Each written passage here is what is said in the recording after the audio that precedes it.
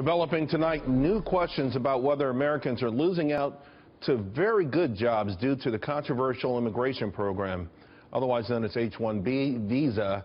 The program was designed to recruit talented immigrants so they come to America and work under temporary conditions. But now the man who wrote the legislation back in the 1990s saying it's been hijacked and it may be hurting Americans. His name is Bruce Morrison.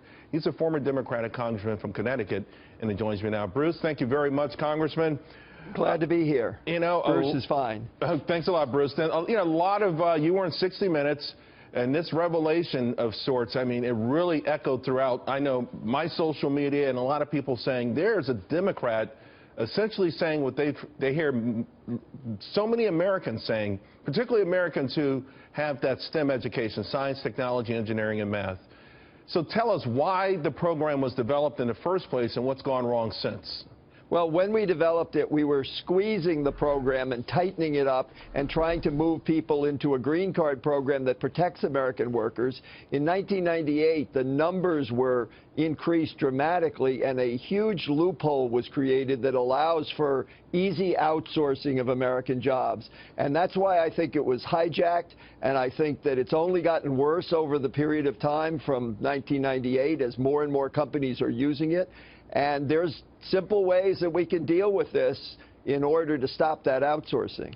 Now, Silicon Valley says, hey, you know, Americans just don't have these skills, and there's no other choice but to go outside of this country and find the talent. That's nonsense. Americans do have the skills. Americans who are exercising those skills are being laid off. There may be shortages, but this isn't the way to deal with them. The shortages are to make sure that Americans get the first shot at the jobs. You know, you talked about loopholes. I tried to study this thing, and there's carve-outs for students, carve-out for this, carve-outs for that. The officials' numbers keep swelling and swelling, and now there's a major push by Silicon Valley, who's spending a lot of money in D.C. and lobbying these days to even expand it further. What does that say? I mean, do you think it's unpatriotic on their part? And if they see a crisis, why wouldn't they contribute some money to the re-education of Americans for some of these things? Because I know the CEO of IBM is saying you don't need necessarily a 4-year degree for some of these jobs. These are what she called new-collar jobs, and the right training can get a lot of people working. Well, I think that employers do have a habit of wanting, you know, to flood the workplace with more supply of labor. It does keep the price down, and that may be natural, but it's certainly not in the public interest, and it isn't something that Congress or the government should be part of. I think we have solutions, and those solutions involved using green cards instead of these guest worker programs. Green cards work better because those people can't be exploited, and we should keep the numbers where they meet the shortage, not any old number that would flood the workplace.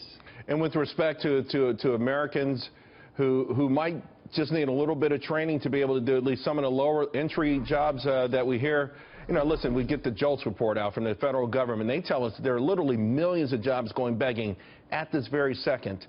What role do you think Silicon Valley should play, at least in helping with that? Well, I think that we should be collecting big fees for immigration programs for employment, and we should use those fees to retrain and to train Americans to do the work. If we have shortages, we should try to fill them. We should obviously not let there be huge vacancies that undercut our productivity, but it's easy to find a shortage when you don't want to hire the people that are available. I got to tell you, it's really refreshing to have someone who's been down in the so-called swamp come out of it and say, hey, you know what? We had the best of intentions, but something has gone wrong, and I want to alert the public. And so many of our viewers have been saying what you're saying right now, so thank you very much.